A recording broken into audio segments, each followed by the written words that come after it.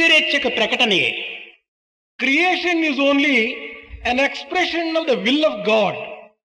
కనుకనే దీనికి ప్రకృతి అని పేరు పెట్టారు. That is why it has been given the name Prakruti. ఈ ప్రకృతి నుండి ఆవిర్భవించినటువంటి ప్రతి ప్రాణి యందు కూడాను ఈశ్వర స్వభావమే ఉండాలి, ఉండి తీరాలి. Every being which has come from this nature and this creation should essentially possess that divine quality and divine nature. ఇట్టి ప్రాకృత ఈశ్వరతత్వాన్ని ప్రకటింపచేయ నిమిత్తమై మూర్తి భవించినటువంటి వాడే మానవుడు. Man is the very embodiment of this kind of idea manifesting itself as an expression of the divine nature and divine humanity. ప్రకృతి చైతన్యము వ్యర్థమైనటువంటిది కాదు. Consciousness as found in nature is not without purpose. అహంకారపరమైనప్పుడు వికృతియు, ఆత్మపరమైనప్పుడు సుకృతియును పొందుతున్నది. When consciousness is associated with ego, it becomes crooked. When it is associated with Atma, it becomes divine. అయితే ఈనాడు ఈ ప్రకృతి యొక్క చైతన్యాన్ని ఎవరికి మనం అర్పితం గావించాలి? In that case, to whom should we dedicate this consciousness which is given by nature? స్వార్థమునకు కాదు, స్వప్రయోజనమునకు కాదు, ఈశ్వరార్పితమే గావించాలి. Certainly for not selfishness and for self-seeking. It is for dedicating itself to divinity and Ishvara.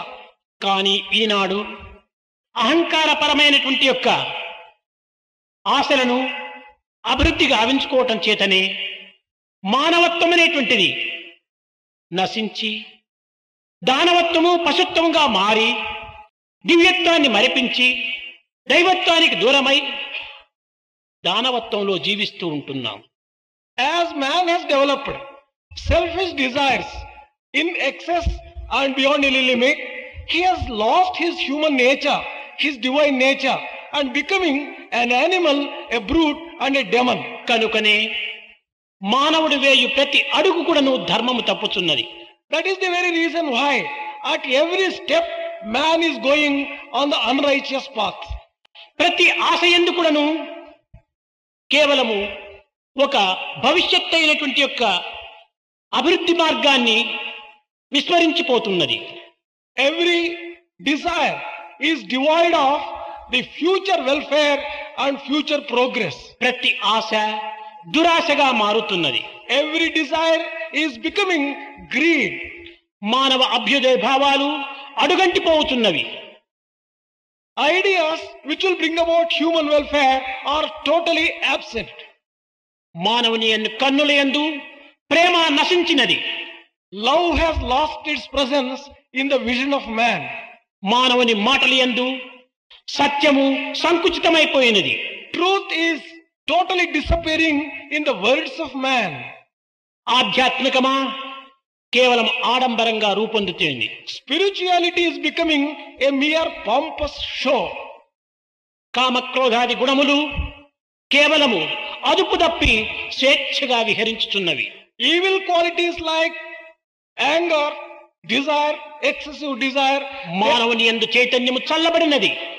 consciousness is reaching a low level in the man. మానవునికి మధ్యనున్న సంబంధ బాంధవ్యం అనేటువంటిది కృత్రిమ రూపాన్ని ధరించినటువంటిది.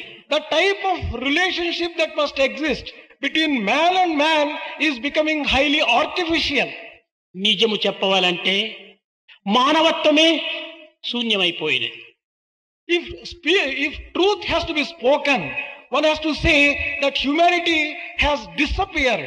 ఇట్టి తరుణమునందు ఇట్టి పరిస్థితుల యందు మానవుడు దేనిని సాధించాలి? Under these circumstances, what is it that man has to achieve? మానవుడు శాంతిని, ఆనందమును, సుఖమును అనుభవించాలంటే దేనిని మనం పొందాలి? If man has to enjoy peace, happiness and bliss, what is it that he should acquire? ఇది ఈనాడు అత్యవసరమైనటువంటి జవాబు. This is what has to be looked into by way of an answer. మనం ఈనాడు సాధించవలసినటువంటిది దైవ ప్రీతి. Today what we have to acquire and achieve is love for God.